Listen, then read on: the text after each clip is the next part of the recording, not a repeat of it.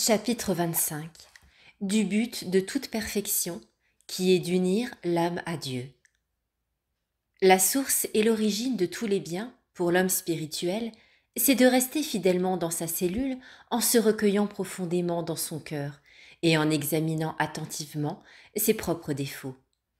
C'est d'apprendre à recevoir avec reconnaissance et avec une parfaite égalité d'esprit toute chose heureuse ou malheureuse, comme venant de la main de Dieu. Et on apprend cela par des prières et des supplications ardentes adressées aux plaies et aux souffrances du Christ. C'est enfin en persévérant toujours dans ces dispositions. Au contraire, la source et l'origine de tout mal, ce sont les occupations inutiles des sens extérieurs ou intérieurs, les vains discours, la fréquentation et l'amitié stérile des hommes. Par conséquent, autant du moins que le permet la fragilité humaine, que chacun se hâte de rentrer dans son cœur, avec une profonde humilité et une résignation complète de tout soi-même, au bon plaisir de Dieu, en s'éloignant de toute affection vicieuse et de tout plaisir en dehors de Dieu. Puis, après s'être abstrait de toute chose, qu'il conserve le regard dans son cœur dans une véritable pureté et une tranquillité permanente, qu'il garde son intelligence contre les imaginations et les fantômes des choses visibles et caduques pour l'élever à la contemplation des choses éternelles, qu'il garde sa volonté et son désir contre la sollicitude, la délectation, la crainte ou l'amour des biens terrestres, pour s'appliquer sans cesse à des pensées toutes de lumière, à des désirs intimes et ardents, à une prière à Dieu fervente et continuelle. Oui, qu'il habitue et excite sa volonté à adhérer toujours au bien suprême dans un amour brûlant, qu'il possède aussi tous les biens spirituels et temporels dans une véritable pauvreté d'esprit. De plus, il tiendra sa mémoire perpétuellement élevée en haut.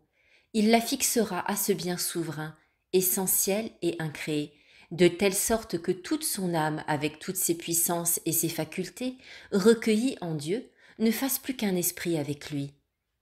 Et ainsi, portée par l'amour, que cette âme s'endorme doucement dans la suavité divine, puis, dans ce repos intime, qu'elle écoute ce que Dieu lui dit au fond d'elle-même.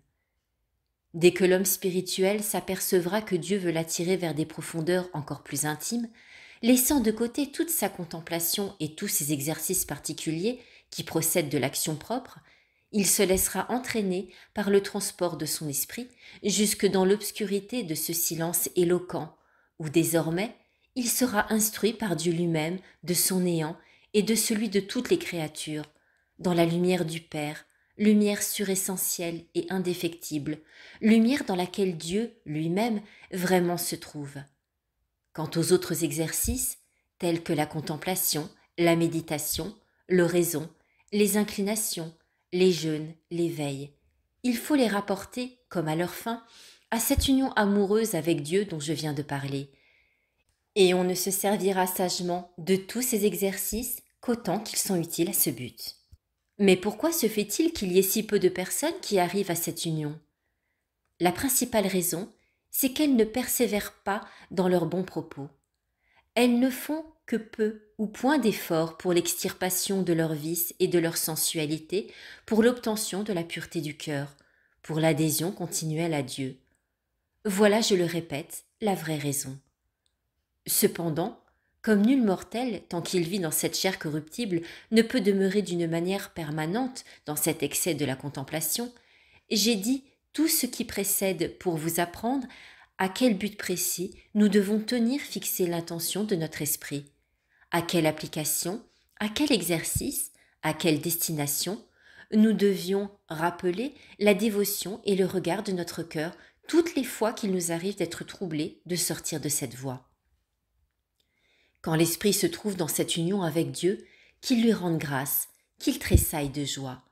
Mais quand il sent qu'il est sorti de cette union, qu'il le regrette, qu'il soupire, qu'il gémisse, et de nouveau qu'il se recueille dans son intérieur, et toujours ainsi.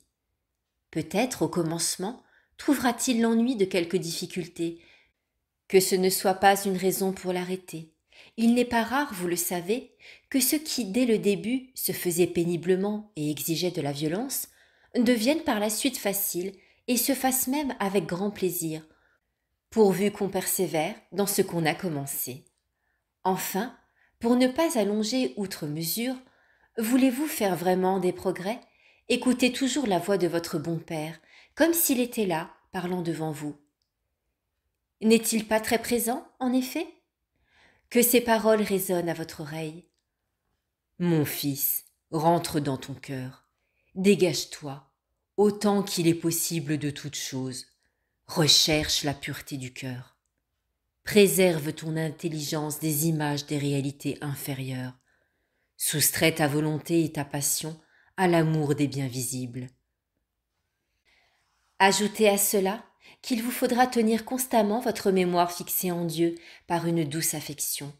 Toujours vous devez adhérer au souverain bien, sans intermédiaire, par un amour ardent, et c'est ainsi, comme je l'ai déjà dit, que toute votre âme ayant réuni et concentré toutes ses puissances, toutes ses activités, ne fera qu'un seul esprit avec Dieu. Voilà la somme de toute sainteté. Voilà le moyen d'atteindre facilement le but suprême et la fin de la véritable perfection. Hélas, 1 sur 1000 à peine y aspirent. La plupart des hommes perdent leur temps et consument leurs forces dans des moyens qui ne portent que peu de fruits. Ils passent inutilement de longues années sans le moindre progrès pour leur esprit, et ils négligent malheureusement ce bien incomparable. Par conséquent, désirez-vous le bonheur d'être pardonné de tous vos péchés? Aspirez-vous à être orné de toutes les vertus? Retirez-vous toujours en Dieu et demeurez en lui. Dressez en Dieu votre tente, et vous serez vainqueur dans tous les combats. Car plus un homme connaît parfaitement son impuissance, sa faiblesse, sa misère, et donne à Dieu toutes ses actions, sans en retenir pour lui-même la moindre part, et plus lui et ses actes sont rendus divins. Que dirais-je encore? Renonçons à nous-mêmes, au ciel et à la terre, et à tout ce qu'ils contiennent, et jetons tout en Dieu. Restons en lui, habitons en lui, et soupirons à cette union que j'appellerais, si je ne craignais d'aller trop loin, l'union essentielle. Pourquoi? Je vous le demande. Mettons-nous par un renversement de l'ordre notre amour et notre plaisir dans les créatures mortelles? Puisque, enfin, nous ne pouvons pas nous unir à elles, tandis que nous pouvons, en quelque manière, nous transformer en Dieu. Offrons-nous donc à Dieu, et avec nous, offrons-lui toutes les créatures, avec leur amour et leur affection. Et pour procurer sa gloire, abandonnons-nous à sa volonté. Soyons-en sûrs, en agissant ainsi, nous obtiendrons bien plus de véritable avancement en un seul jour que nous n'en obtiendrons pendant 30 ans, et davantage avec la propriété de nous-mêmes.